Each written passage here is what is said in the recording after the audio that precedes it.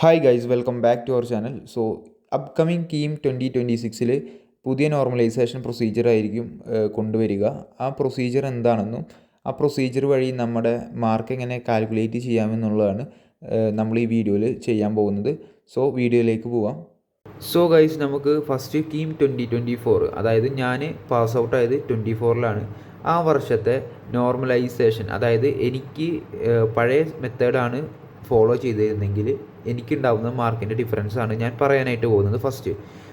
First ഞാൻ state സിലബസാണ് പഠിച്ചത്. അപ്പോൾ എനിക്ക് കിട്ടിയ ടോട്ടൽ മാർക്ക് ഔട്ട് ഓഫ് 300 ആക്കിയിട്ട് അതിൽ -27 കുറയ്ക്കും.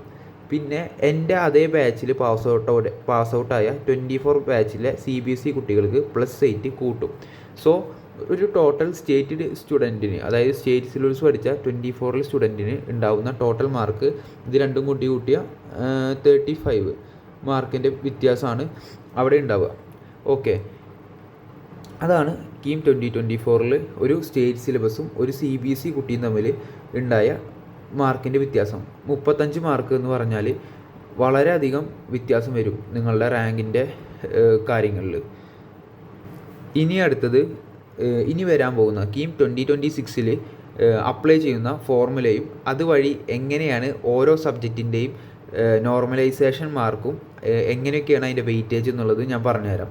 ഫസ്റ്റത്തെ നിങ്ങൾ അറിഞ്ഞിരിക്കേണ്ട കാര്യം എന്ന് പറഞ്ഞാൽ ഫിസിക്സിനും കെമിസ്ട്രിക്കും മാത്സിനും നിങ്ങളുടെ ബോർഡ് മാർക്ക് 5:3:2 എന്നുള്ള റേഷ്യോയിലാണ് നോർമലൈസ് ചെയ്യുക. അതായത് നിങ്ങൾക്ക് മാത്സിൽ ഇപ്പോൾ എല്ലാം 120ലാണ് എക്സാമെങ്കിലും മാത്സിൻ്റെ മാർക്ക് 150ലേക്കാക്കും, ഫിസിക്സിൻ്റെ മാർക്ക് 90ലേക്കാക്കും, അതുപോലെ കെമിസ്ട്രിയുടെ മാർക്ക് 16ലേക്കാക്കും.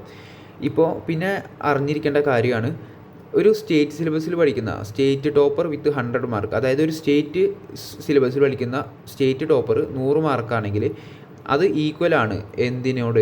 CBSE ടോപ്പർ വിത്ത് 93 മാർക്ക്. അതായത് ഒരു 93 മാർക്ക് വാങ്ങിയിട്ടുള്ള ഒരു CBSE ടോപ്പറും 100 മാർക്ക് വാങ്ങിയിട്ടുള്ള ഒരു സ്റ്റേറ്റ് ടോപ്പറും രണ്ടുപേരും ഈക്വലാണ്. അതെന്താണെന്ന് അങ്ങനെ പറഞ്ഞുതരാം. നമ്മൾ ഓരോ സബ്ജക്റ്റിൻ്റെയും പെർ സബ്ജക്റ്റിൻ്റെ നോർമലൈസേഷൻ മാർക്ക്, അതായത് 150ലേക്കാണ് മാത്സ് ആക്കുക. അപ്പോൾ ഞാൻ മാത്സിൻ്റെ കാര്യം പറഞ്ഞുതരാം. ഇപ്പോൾ മാത്സ് ആണ് സപ്പോസ് ചെയ്യുന്നതെങ്കിൽ മാത്സിൽ എനിക്ക് കിട്ടിയത് എൻ്റെ ബോർഡ് മാർക്ക് 118ആണ്, 108ആണ്. 108 ഡിവൈഡഡ് ബൈ ഞാൻ പഠിച്ചത് സ്റ്റേറ്റ് സിലബസ് ആണ്. അപ്പോൾ ടോപ്പറിൻ്റെ മാർക്ക്, ഇവിടുത്തെ ടോപ്പർ സ്റ്റേറ്റ് ടോപ്പറാണ്, സ്റ്റേറ്റ് ടോപ്പറിൻ്റെ മാർക്ക് 100ആണ്. അപ്പോൾ 120 ആണ് വരിക കേട്ടോ. അതായത് ഞാൻ 120 അല്ലെങ്കിൽ 100 120ലേക്ക് കൺവേർട്ട് ചെയ്യുക. എന്തായാലും എനിക്ക് 108 കിട്ടിയല്ലേ. സോ ഒരു മിസ്റ്റേക്കാണ്. 120 ആണ് ടോപ്പറിൻ്റെ മാർക്ക്. അല്ലെങ്കിൽ ഞാൻ 108 എനിക്ക് കിട്ടിയെങ്കിൽ ഞാനല്ലേ ടോപ്പർ ആവുക. സോ 120 ആണ് ടോപ്പറിൻ്റെ മാർക്ക്. എനിക്ക് കിട്ടിയ മാർക്ക് 108 ആണ്. അപ്പോൾ 108 ഡിവൈഡഡ് ബൈ 120 ഇൻറ്റു ഇപ്പോൾ കിട്ടേണ്ട സബ്ജക്റ്റ് ഏതാണോ, എനിക്ക് ഫിസിക്സിൻ്റെ മാർക്കാണ് അല്ലെങ്കിൽ മാത്സിൻ്റെ മാർക്ക് കിട്ടണമെങ്കിൽ ഡിവൈഡഡ് ബൈ 150. അതായത് എനിക്ക് കിട്ടിയ മാർക്കും ടോപ്പറിന് കിട്ടിയിട്ടുള്ള മാത്സിൻ്റെ മാർക്കും, മാത്സിലെ ടോപ്പർ ആരാണോ അവർക്ക് കിട്ടിയ മാർക്കും ഇൻറ്റു പെർ സബ്ജക്റ്റിൻ്റെ മാർക്ക്, അതായത് 150. ഇങ്ങനെയാണ് മെത്തേഡ്. അതായത് ഓരോ സബ്ജക്റ്റിൻ്റെയും നോർമലൈസേഷൻ ഇങ്ങനെയാണ് ചെയ്യുക. ഇനി ഞാൻ എൻ്റെ നോർമലൈസേഷൻ മാർക്ക് എങ്ങനെ കണ്ടുപിടിക്കണം എന്നുള്ളത് പറഞ്ഞുതരാം.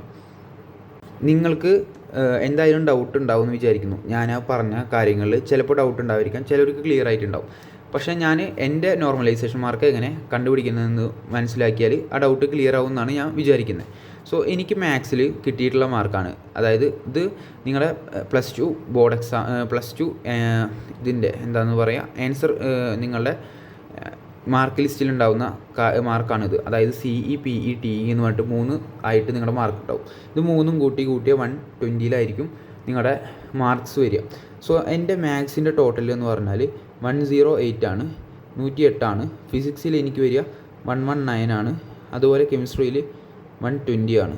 ഓക്കെ, ഇതാണ് ഇത് 3ഉം കൂട്ടിയാലുള്ള ടോട്ടൽ മാർക്ക് എന്ന് വരിക. ഇനി എൻ്റെ മാത്സിലെ നോർമലൈസ്ഡ് മാർക്ക് കണ്ടുപിടിക്കാം. ഞാൻ ടോപ്പറിന് സ്റ്റേറ്റ് സിലബസിൽ ഫുൾ 120 ആയിരിക്കും. ഇപ്പോൾ CBSEയിലും ടോപ്പറിൻ്റെ മാർക്ക് എത്രയെന്ന് എനിക്ക് കറക്റ്റ് അറിയില്ല, ഏറെക്കുറെ ഫുള്ളായിരിക്കും. കാരണം ഒരു ഫുൾ മാർക്കുള്ള ടോപ്പർ എന്തായാലും ഉണ്ടാവുമല്ലോ. സോ 120. അപ്പോൾ 120 ടോട്ടൽ പെർ. അപ്പോൾ ഞാൻ എടുക്കുന്ന എൻ്റെ മാത്സിലെ മാർക്ക് 108 ഡിവൈഡ് ബൈ 120 ഇൻറ്റു 150. ഒരു മിനിറ്റ്, ഞാൻ കാൽക്കുലേറ്റർ എടുക്കാം. സോ കാൽക്കുലേറ്ററിൽ ചെയ്യാം, അതാവുമ്പോൾ നിങ്ങൾക്ക് മനസ്സിലാവുമെന്നാണ് വിചാരിക്കുന്നത്. 108 divided by 120 is equal to into മാക്സിൻ്റെ ആണ്. സോ 150, അതായത് 135 ആണ് എൻ്റെ നോർമലൈസ്ഡ് മാർക്ക്. ഓക്കെ,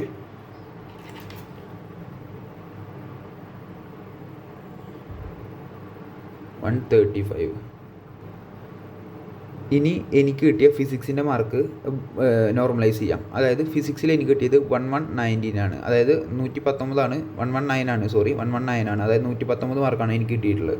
അതായത് 119 ഡിവൈഡഡ് ബൈ 120 ഇൻറ്റു 90. ഫിസിക്സിൻ്റെ മാർക്ക് 90ലേക്കാണ് കൺവേർട്ട് ചെയ്യുക. സോ 89.25 ആണ് എനിക്ക് കിട്ടിയിട്ടുള്ള മാർക്ക്. സോ അതവിടെ എഴുതാം, 89.25. ഓക്കെ, ഇനി എനിക്ക് കിട്ടിയ കെമിസ്ട്രിയുടെ മാർക്ക് നോക്കാം. കെമിസ്ട്രി ഫുള്ളാണ്, എന്നാലും ഞാൻ നിങ്ങൾക്ക് പറഞ്ഞു തരികയാണ്. 120 ഡിവൈഡഡ് ബൈ 120 ഇൻറ്റു 60 തന്നെ വരിക. So 60 marks. സോ ഈ 3 മാർക്കുമാണ് എനിക്ക് എൻ്റെ നോർമലൈസ്ഡ് പെർ സബ്ജക്റ്റിലെ മാർക്ക്.